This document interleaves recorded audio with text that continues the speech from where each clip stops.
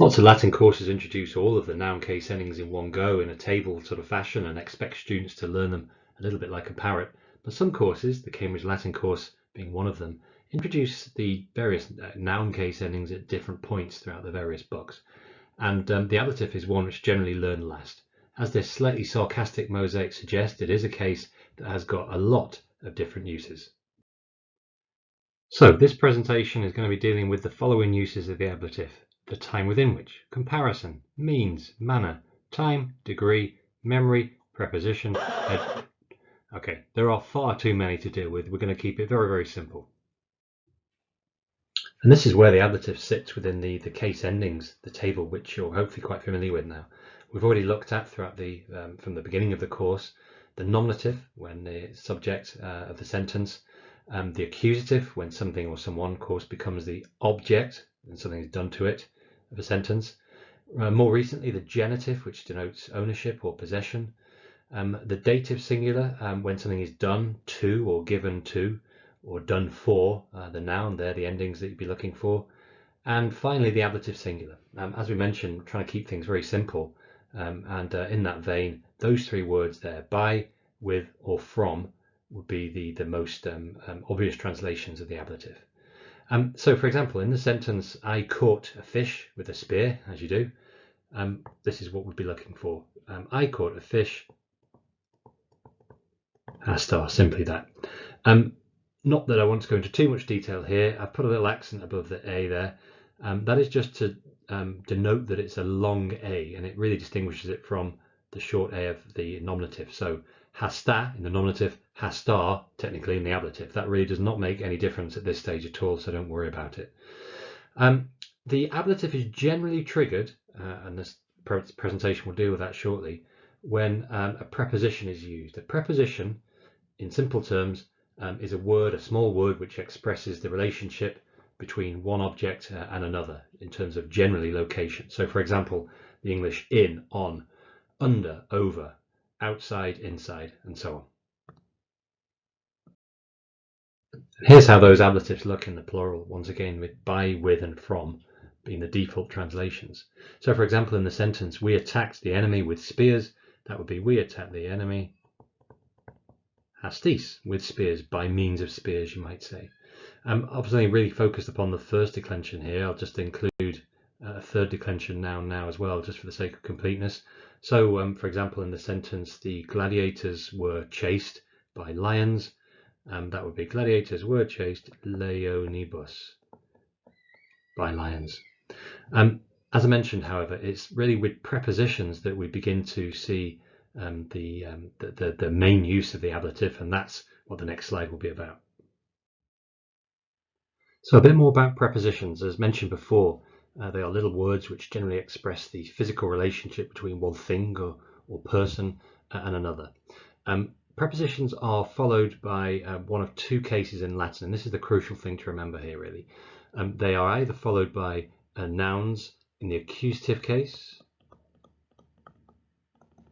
or by nouns going into the ablative case, and that's what we're going to be dealing with here. When I say they take, what I mean by that is that the word that immediately follows the preposition is, if you like, forced into one of either the ablative or the accusative case.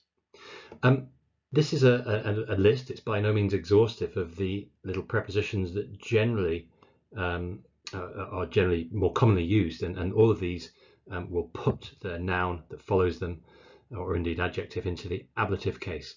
Even a cursory glance at those little prepositions should sort of trigger some kind of familiarity. They're very often used as prefixes, that is to say, little words clipped on the front of nouns or verbs to slightly alter the meaning, and they of course contribute to the richness of languages. So, for example, the Latin word for sea, mare, all we have to do is show how sub, which takes the ablative, mare, third declension adjective, sub mare, we get the word like submarine, for example, from it. Similarly, a word which is not a particularly common one in English, sinecure, is made up of the following words in Latin. So cora, first declension noun like puella, hasta, we've already looked at. the ablative which is cura. The accent is a modern invention. The Romans never used it. It's just to make it very clear. It's pronounced slightly differently if you were that bothered by it. So a sinne cura, sinne without a care, without a worry, used of jobs that are generally don't have too much importance but are paid. Quite nice if you can get them. There is a notice, a mnemonic. I lifted this straight from the internet, hence this unfamiliar, at least to me, mnemonic. And by all means, use sid space, whatever that is, as a means of remembering those prepositions that take the ablative. I've never used that. I've just sort of learned them the long way around. But it is important when you're acquiring this vocabulary, when you're learning prepositions, remember also which case they're followed by. Generally, the most common ones, just looking at this table here, are probably in and ex. So, for example, if somebody in the lockdown period, for example, is running in the garden, in horto, currunt, that means they are running, present tense, in the garden.